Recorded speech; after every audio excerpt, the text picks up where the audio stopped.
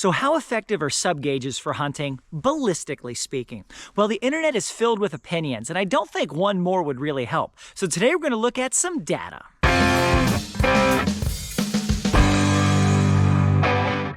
In this video, I talk about several guns and ammo companies. Mossberg has given and loaned me shotguns in the past. BOSS, Apex, and Winchester have given me ammunition.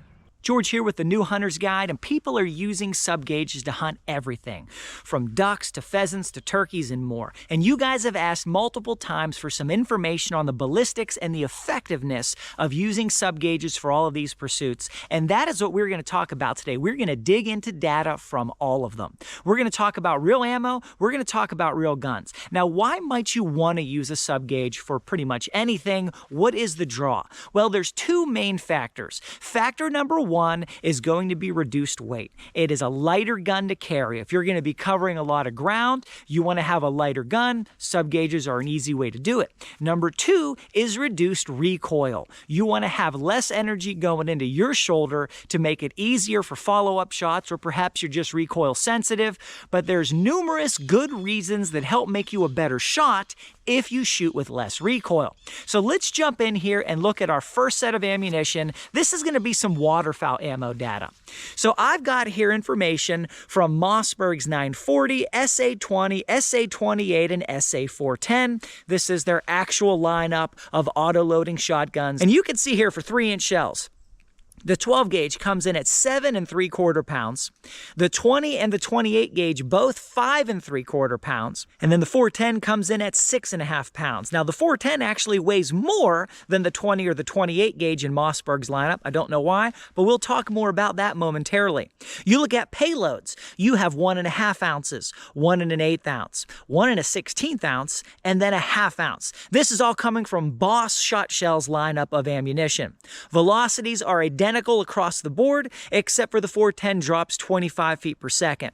Then you look at the recoil, which is very interesting. The 12 gauge, 42 pounds of recoil, followed by 34.7, 31.6, and then much, much lower 8.5. So if you want less recoil, the sub gauges will do that. Now, if you're going to look at guns that have the same weight, and many sub gauges do come in configurations that weigh identical to their 12 gauge counterparts, you would see recoil data like this.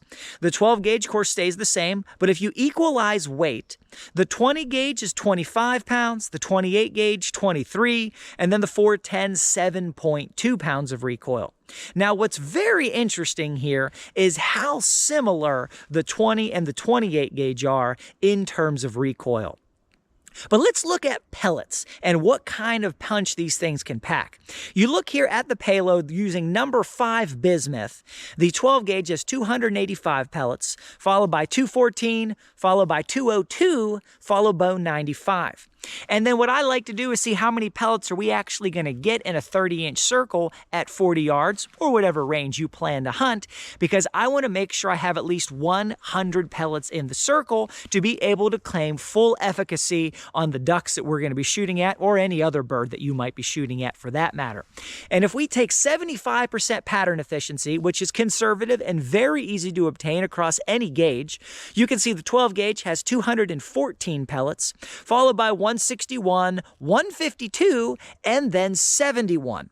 And so the 12 and the 20, significant decrease. The 20 and the 28, very similar. And then the 410 again just drops off way too low. Now the 410 doesn't even start at 100 pellets, so there's no way to get to 100 pellets. In my opinion, the 410 is not effective with at least pellets of this size. Maybe number 6s, maybe number 7s. And then for whatever reason, people across the internet believe that sub gauges are somehow less powerful than their 12 gauge equivalents. So we're going to look at the power per pellet here.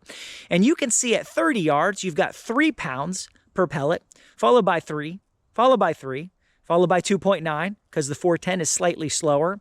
At 40 yards, 2.3 across the board. At 50 yards, 1.7 across the board.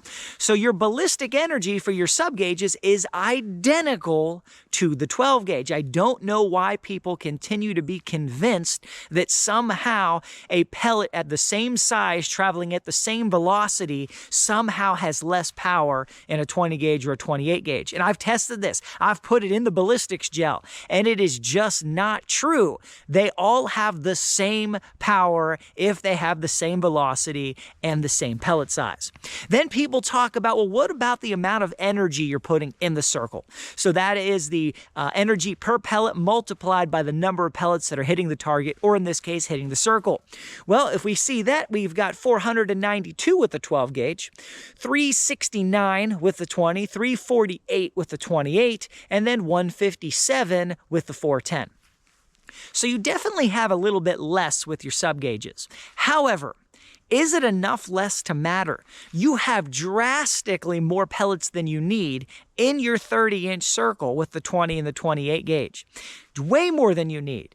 So they're going to be just as effective, at least at regular ranges, when it comes to taking pretty much anything that you're shooting at, if you're using ammo that has these kinds of pellet counts. These particular duck loads, these sub gauges, are going to have very similar effectiveness on the target at regular ranges to the 12 gauge. Now, the biggest thing here that's of interest to me is how similar the 20 and the 28 gauge are. Guys, they're almost identical.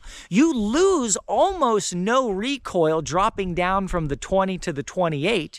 You lose almost no pellet effectiveness dropping from the 20 to the 28. So the difference between a 20 and a 28 gauge for waterfowl hunting is negligible. This is very surprising to me. Now, my recommendation on that is use a 20 gauge. Well, George, why not the 28 gauge? Well, they're almost as effective, but their recoil is almost the same, their size is almost the same, and ammunition availability is much, much higher for the 20 gauge. But if you want to use a 28 gauge, you lose almost nothing. My recommendation is sheerly based on the utility of the availability of ammunition. Now let's look at some pheasant hunting ammo. I have here the Fiocchi Golden Pheasant number 6s, and they conveniently offer a same velocity option across all gauges. No big surprises here. Very even steps between gauges in terms of number of pellets and recoil. And going from my previous experiences and testing, this 12 gauge load feels excessive. There are so many pellets here. It's far more than I need for close to mid-range shots, and those are usually the kind of shots that I have on flushing birds. So I think the 20 gauge is more than ample in terms of pellets, and that 28 gauge is also appealing. But since I also tend to cover a lot of ground when I'm pheasant hunting, that reduced weight is also very appealing. So on this one, I tend to lean towards the sub gauges. Let's look at some turkey hunting loads. We'll start with some lead ammo. Winchester Long Beard XR number 6s. The 12 gauge gives you 337 pellets with a 1 3/4 ounce payload, and then the 20 gauge gives you 281 pellets. Little bit less velocity from the 20 gauge, but still more than enough to do the job. Recoil significantly less with the 20 gauge. But then you get to the 28 gauge and the 410, and they don't even make one. Now let's look at some TSS ammunition. We're going to look at some BOSS and some Apex TSS data.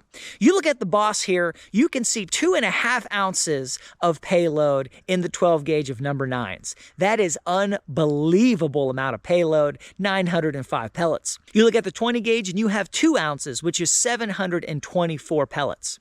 You go to the 28 gauge, 1.25 ounces, 453.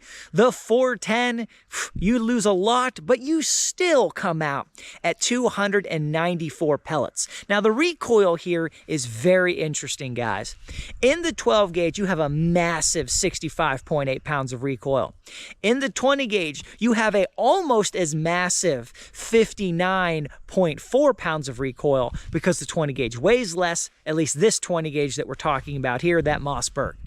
You go to the 28 gauge, everything drops a lot. Your recoil gets cut more than half. Your payload, though, also goes down substantially. However, that is going to be a drastically more manageable load to shoot. And then your 410 recoil, almost negligible at 11 pounds right there. Now you look at the Apex here. Your payloads for the Apex, a little bit less. Significantly less payload for the 12 gauge. Well, 1/4 ounce less, but that's significant. You've got more than that drop to the 20 gauge. You actually have more 28 gauge payload with the Apex than you do the BOSS. And then your 410, slightly more payload with the Apex. So when it comes to TSS, you've got more power and potency in the BOSS and the 12 and 20 gauge configurations. And the Apex, you've got more potency in the 28 and the 410. But it's very interesting here to see the recoil. Now, for TSS, in sub-gauges, my recommendation on this one is actually the 28 gauge. That recoil is very appealing. You get into the 30 zone, that's very soft, very manageable, super nice. However, here's the thing about turkey loads.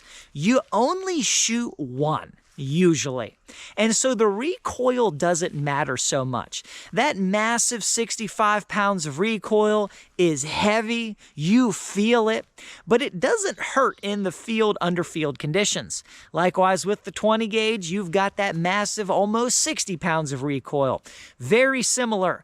It is massive, okay? It doesn't hurt under field conditions. You feel it. You don't really want to shoot too many of them. It hurts while you're patterning it, I can tell you that. But in the field, not a big deal. So some takeaways here on the turkey ammo. 28 gauge is where you want to go if you want recoil reduction. However, if your goal is a lighter gun to cover a lot of territory, the 20 gauge is the answer because you have ridiculous number of pellets in both 20 gauge loads, particularly the BOSS. 2 ounces of TSS in a 20 gauge, unbelievable number of pellets there. So when it comes to turkey ammo, if you want to save weight, the 20 gauge is the answer. If you want to save recoil, the 28 gauge is the way to go.